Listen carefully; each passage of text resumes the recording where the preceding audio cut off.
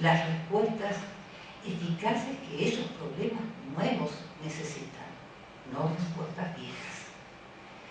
Yo soy una convencida por eso, que de esos mandamientos que un maestro del derecho procesal, uruguayo él, Eduardo Couture, nos dejó escrito, el más sabio es el que dice estudia, porque cada día que dejes de estudiar serás menos abogado.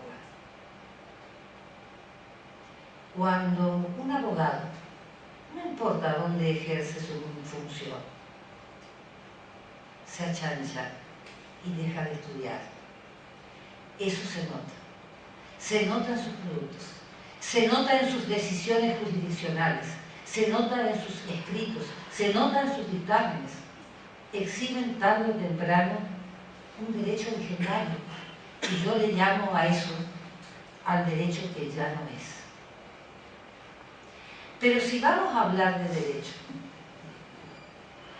permítanme que yo me valga de un ejemplo hipotético, casi imposible de realización, pero que es muy útil para este fin, para hablar de derecho. Vamos a imaginarnos que estamos aquí y que por un fenómeno meteorológico, por ejemplo un tsunami, desaparecemos todos los mortales que habitamos la Tierra, salvo uno. Y este único superviviente se encuentra de pronto con todos los bienes y tesoros del mundo. Tiene a su disposición todos los medios de comunicación, todos los medios de transporte, y si la que sobrevive es una mujer, pues todas las boutiques de Milán, de París, de Londres, de Los Ángeles y de Nueva York. Pero ¿saben qué? No lo van a poder usar. ¿Con quién van a hablar por teléfono? Y si sabe manejar, pues se le acabará el combustible. Y entonces nuestro Robinson Crusoe moderno se va a dar cuenta que su situación es peor que la del hombre de las cavernas, que al menos tenía compañía. A Robinson Crusoe moderno se le va a desvanecer de golpe la noción que tenía de derecho. ¿Derecho a qué? Si no hay nadie que le obste el ejercicio, sino que además no hay nadie que pueda ser el correlativo obligado de ese derecho suyo. Y si sobrevive Fernando, Marcelo, Alejandro, Orlando, Federico, se van a morir de las ganas de ejercer el derecho de enseñar. Y nos van a contar un mortal que los escuche. Y si sobrevive Natalia Pez, o Valeria Di Bernardo, o yo, pues nos vamos a encontrar ante quién hacer alarde de nuestra cartera de Louis Vuitton. Porque así son las cosas. En la soledad no hay derecho. Por eso es que debemos dar con felicidad vuelta la fantasía para volver a la realidad.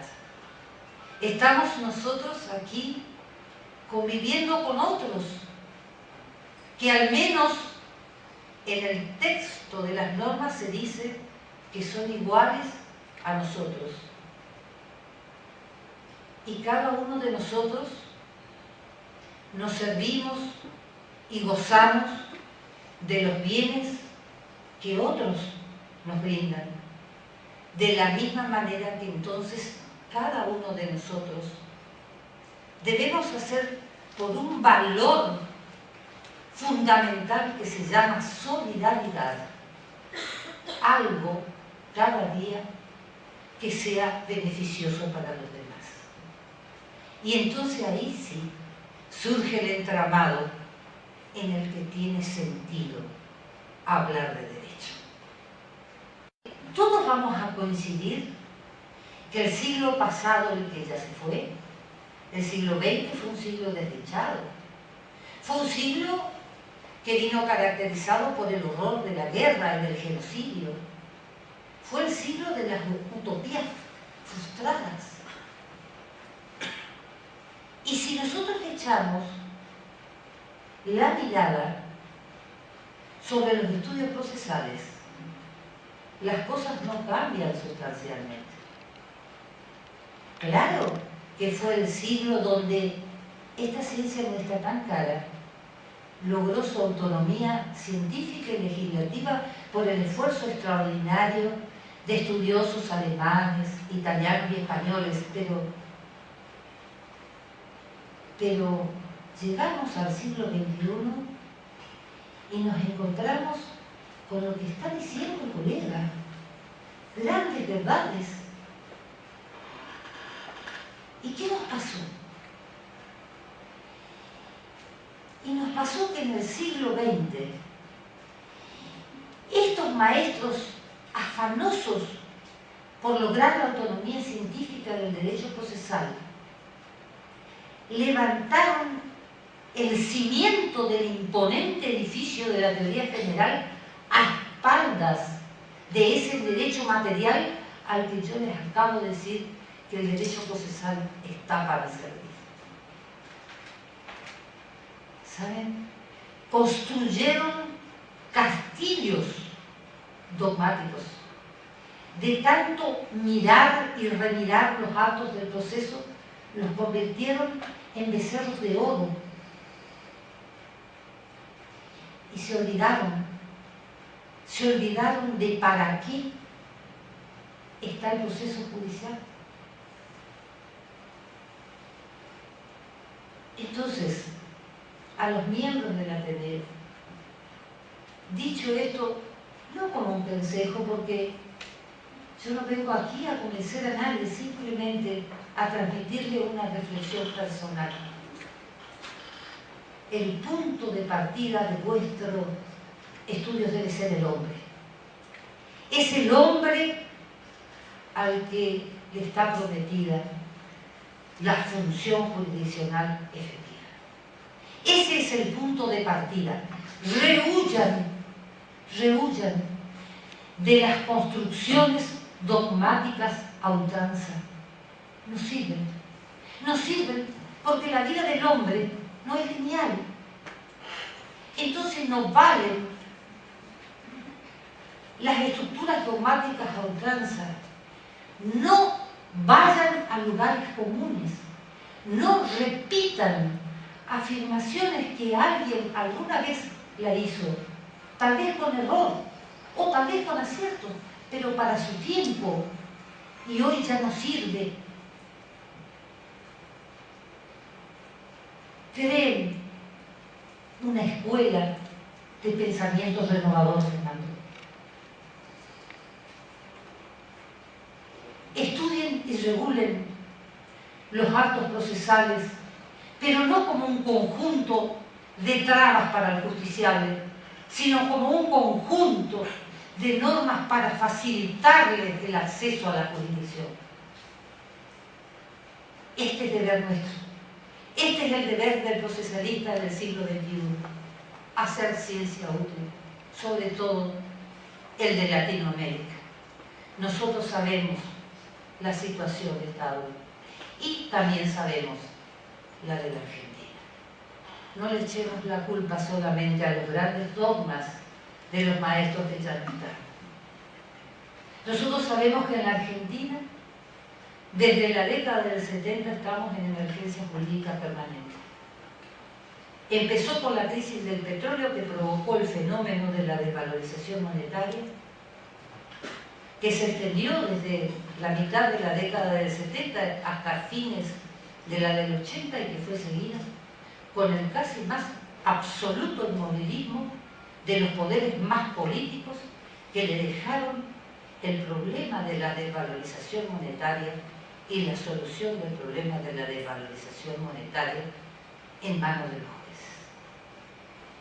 Y nuestros jueces fueron así empujados por la necesidad de ir a la primera línea de fuego y salvar, creando derecho en cuanto pudieron salvar lo que fue el resto del naufragio del valor seguridad jurídica en la Argentina y el derecho de propiedad de sus semejantes.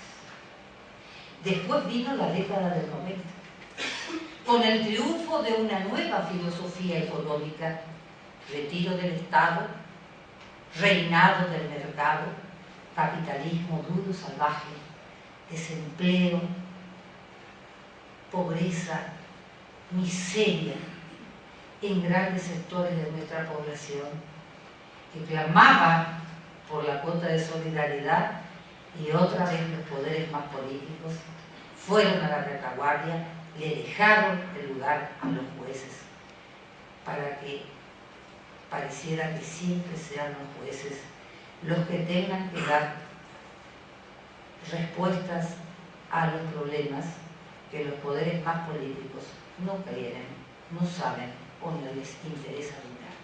Generalmente el Poder Judicial no está en la agenda.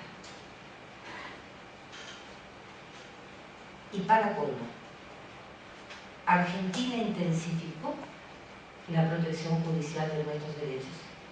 Argentina se incorporó en 1984 como Estado parte de la Convención Americana sobre Derechos Humanos, que con la reforma constitucional fue llevada a la cúspide. Y ahí está, al lado de la Constitución. Y sin embargo, no hace mucho tiempo, yo oía el enojo de la Presidenta de la Nación por la judicialización de la política. Obviamente, un mensaje para la gilada. Hoy ya no hay categoría de cuestiones políticas no justiciables. Estos se acabaron desde que Argentina se incorporó a la Convención Americana de los Derechos Humanos, que nos garantiza acceso efectivo a la jurisdicción. Por eso, queridos colegas del Ateneo, utilicen no solamente el sentido de la vista, que les sirve para ver, y el sentido del oído, que les sirve para oír, sino también el sentido común, que les va a permitir darse cuenta cuando alguna institución del derecho procesal está funcionando mal. Y cuando ello ocurra, no se queden en la ley. El derecho más sabio que el legislador. Levanten la mirada. Vayan a los grandes principios y valores del orden jurídico y allí van a encontrar siempre, queridos colegas, la respuesta a los problemas del hombre. Esto es un mensaje para el colega abogado en ejercicio. Dicen que el amparo es de construcción pretoriana y no es verdad. El amparo en tal cosa, en todo caso, es una construcción múltiple del pretorio y del abogado en ejercicio. Si acordó el amparo fue porque algún abogado lo pidió. Y un procesalista, por eso, qué suerte está Ateneo del acompañamiento de jueces en su acto inaugural. Quiere dar una clarinada a estos miembros del Poder Judicial de la provincia de Chaco. Casi con desesperación. Porque la heterodoxia del recurso extraordinario federal que permitía descabezar las sentencias intolerablemente injustas ya ha dejado de funcionar. Nuestra Corte, saturada por expedientes, optó por la ortodoxia de las causales del artículo 14 de la Ley 48. Y ante esta realidad, la doctrina procesal argentina viene poniendo la mirada en la primera instancia. Estamos convencidos que si los jueces y funcionarios de primera instancia funcionan bien, todo lo demás